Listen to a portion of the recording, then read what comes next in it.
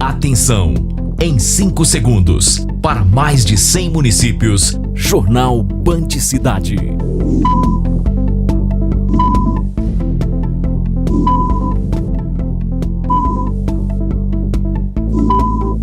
Zema. Em campo, mais condições e facilidade. Um show de bola Zema.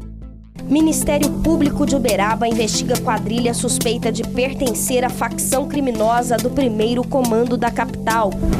Em Unaí, no noroeste do estado, adolescentes e jovens participam de projeto para a redução da criminalidade.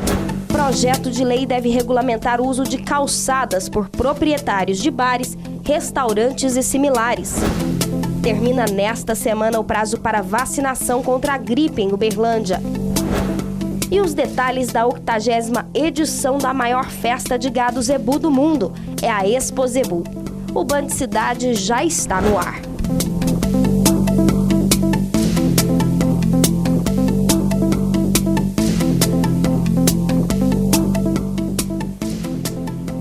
Boa noite.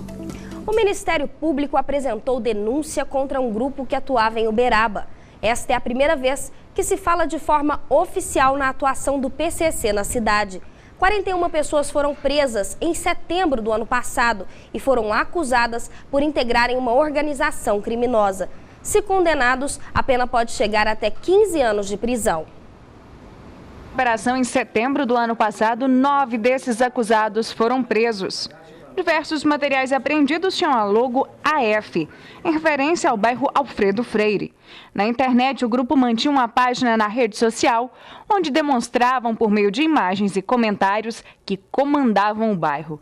Lá também foi compartilhado o vídeo Teoria Rap Alfreganistão, apelido dado ao bairro. No Alfreganistão só tem bandido louco. O grupo, composto no total por 41 pessoas, se intitulava Família F. O Ministério Público os denunciou este ano pela nova lei que trata da prática do crime em organização criminosa. De acordo com a denúncia oferecida pelo Ministério Público de Minas Gerais, 41 pessoas foram acusadas de integrar uma ramificação do PCC em Uberaba. Das que estavam em liberdade, a maioria residia no bairro Alfredo Freire. Atualmente, 36 delas estão presas de forma preventiva. A prisão dos envolvidos desarticulou a atuação do primeiro comando da capital em Uberaba. Se condenados, a pena pode chegar a 15 anos de reclusão. O envolvimento dos acusados foi comprovado principalmente através de ligações telefônicas que ocorriam de dentro da penitenciária de Uberaba. Bom, a Polícia Civil em Uberaba, após ser acionada pelo CAOCRIM, que é um órgão que agrega Ministério Público, Polícia Civil e Militar em Belo Horizonte, iniciou uma investigação aqui em Uberaba, onde fazia-se junção das atividades delituosas desses indivíduos. Em seguida, a operação foi desencadeada com o apoio da Polícia Militar e esses indivíduos, então, todos foram presos, acusados de participarem de atividades delituosas na cidade no seu aspecto geral. Então, foi individualizado os inquéritos para a conduta de cada um e todos eles denunciados como parte de uma organização criminosa de acordo com a Lei 2.850. É preciso uma ação mais eficiente dos poderes constituídos para que as nossas cidades não sejam alvos de marginais que migram dos grandes centros para aterrorizar o cidadão de bem. Um projeto educacional é desenvolvido entre as polícias civil e militar de Unaí, no noroeste do estado. O trabalho realizado com crianças e adolescentes tem o objetivo de reduzir o número de jovens infratores na região. O repórter Giancarlo Faria tem mais informações.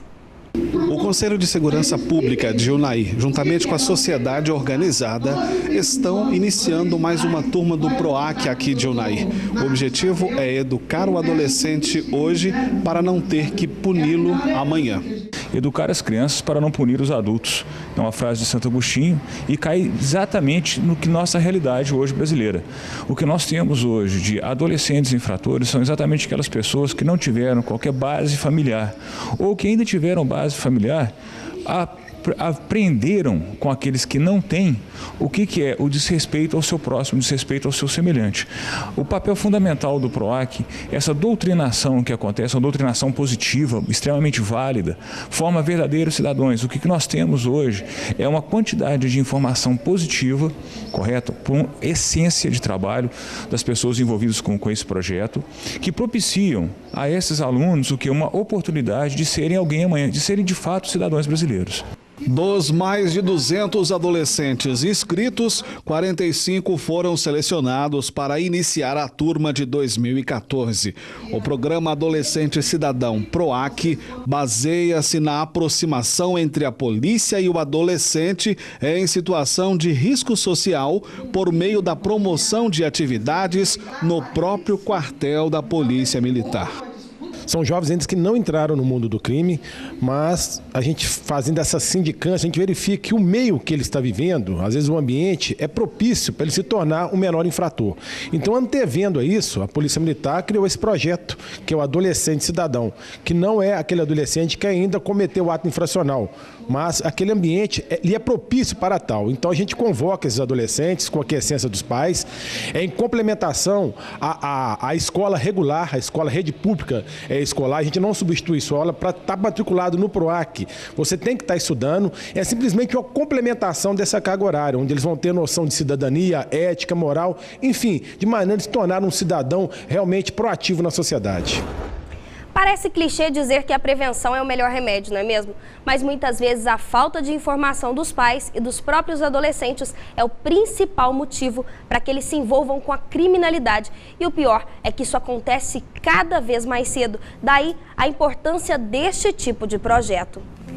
Veja após o intervalo. Empresários de bares e lanchonetes querem melhorar a lei do uso de calçadas em Uberlândia. Nós voltamos já já.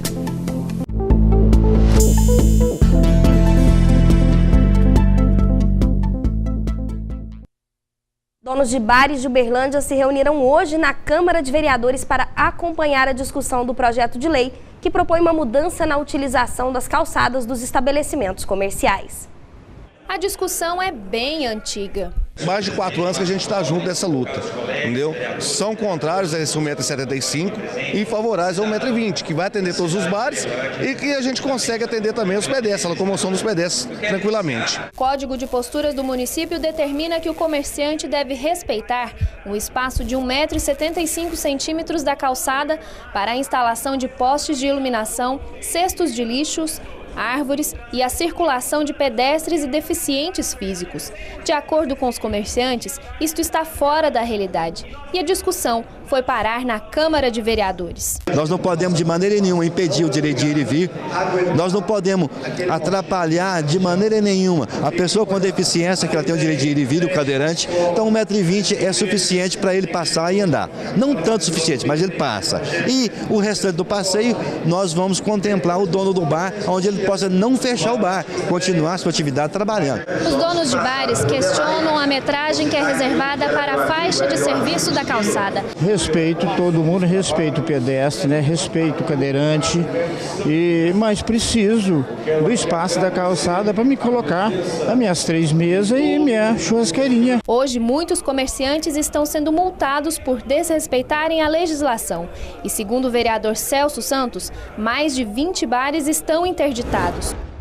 Agora fica uma pergunta, será que na hora de votar, os vereadores levarão em conta que alguns pequenos comerciantes não podem ocupar totalmente as calçadas da cidade, enquanto que alguns grandes empresários ocupam até praças públicas inteiras? O jeito é esperar para ver. A campanha de vacinação contra a gripe termina na próxima sexta-feira, mas a meta está longe de ser cumprida. A fila para a vacinação contra a gripe é grande, mas ainda falta muita gente para ser vacinado. Olha, na nossa superintendência nós não conseguimos atingir nem 50% ainda.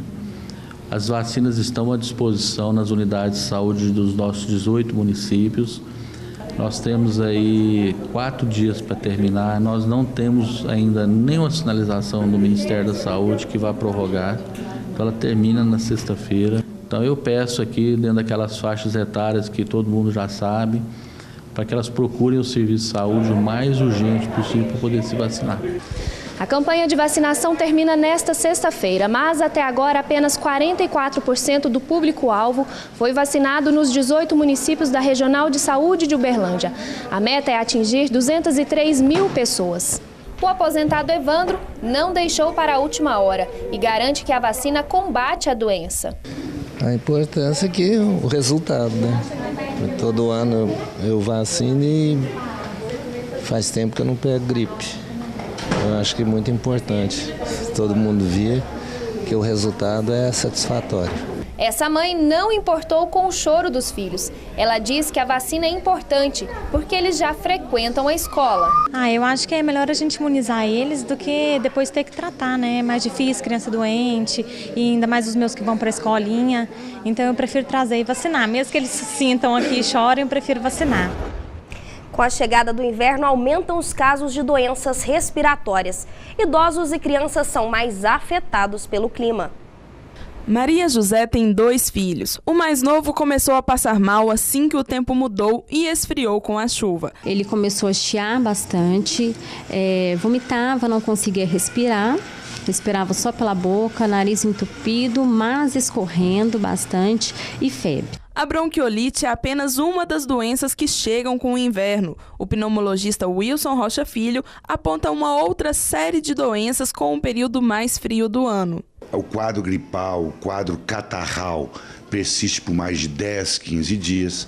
Quando a criança evolui com falta de ar, dificuldade respiratória, quando a tosse é muito intensa, que afeta negativamente o dia a dia da criança, essas são as situações de risco que deve procurar uma assistência médica.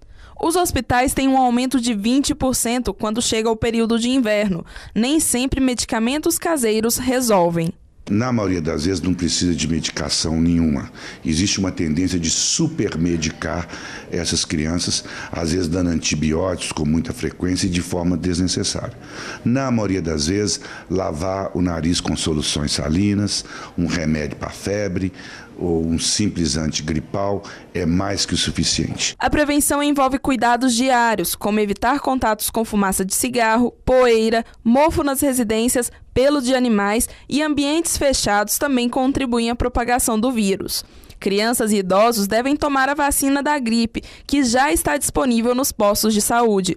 Maria José diz que procura ter o máximo de cuidados. Tento evitar o máximo possível de contato com poeira, com fumaça, mofo.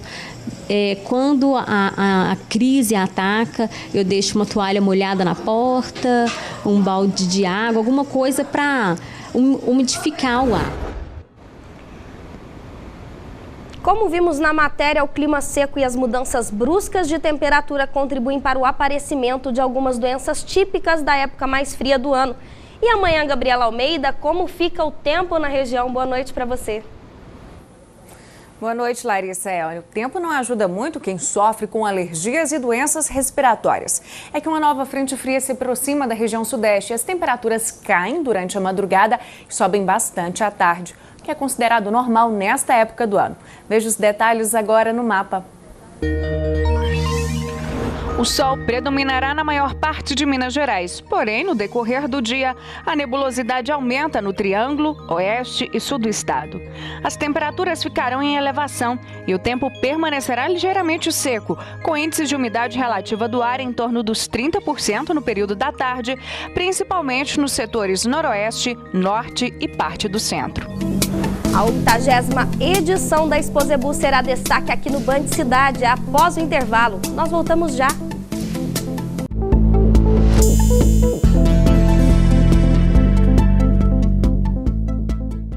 Os julgamentos dos animais em pista da Exposebu começaram neste domingo e os campeonatos são importantes ferramentas para a seleção do gado zebuíno no Brasil, não é mesmo, Gabriela?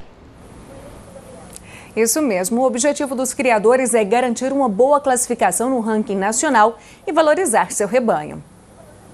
O julgamento acontece na pista do Parque Fernando Costa. Nela, passarão aproximadamente 2.000 animais de 10 raças zebuínas até o fim da Exposebu. De acordo com o coordenador do colegiado de jurados, vários fatores são analisados para a escolha do animal que mais se aproxima do padrão ideal de cada raça. Então a gente avalia quais que têm mais qualidades, quais que têm os que mais se aproximam do padrão e os que têm menos defeitos graves.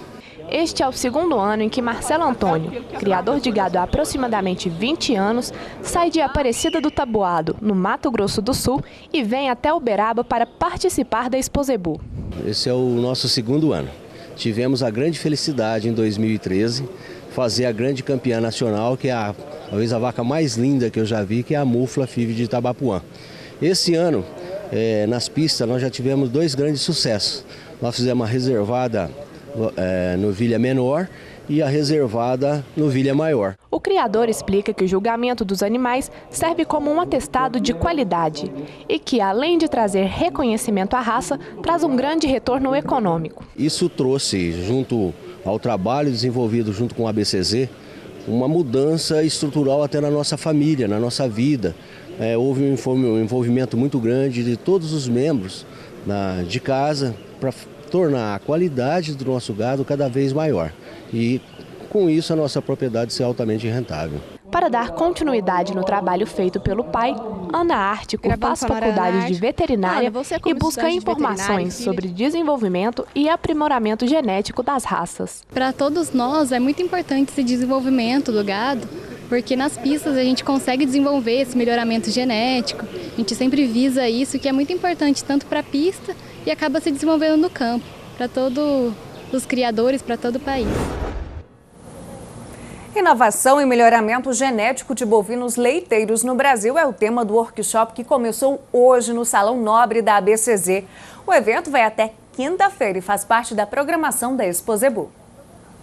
O evento é o resultado do acordo de cooperação entre Brasil e França e tem como objetivo promover a inovação dos processos gerenciais e metodológicos no sistema de avaliação genética nacional. Nos filiarmos a organismos internacionais, primeiro significa nós alcançarmos e estabelecermos no contexto brasileiro o mesmo estado da arte, os mesmos processos tecnológicos que hoje sustentam os programas de seleção e avaliação genética das raças no exterior. Atualmente, o Brasil é o 4º maior produtor de leite de vaca do mundo, com uma produção anual em torno de 35 bilhões de litros. De acordo com um pesquisador da Embrapa, o aprimoramento genético irá possibilitar que o Brasil passe a produzir mais leite e alcance os países líderes do ranking. Melhoramentos genéticos, assim como as práticas de manejo, se inserem na melhoria de produtividade dos rebanhos, no caso dos rebanhos leiteiros, né? As associações de criadores, a Embrapa Gado de Leite e as empresas de inseminação têm uma parceria muito forte na condução desses programas no Brasil.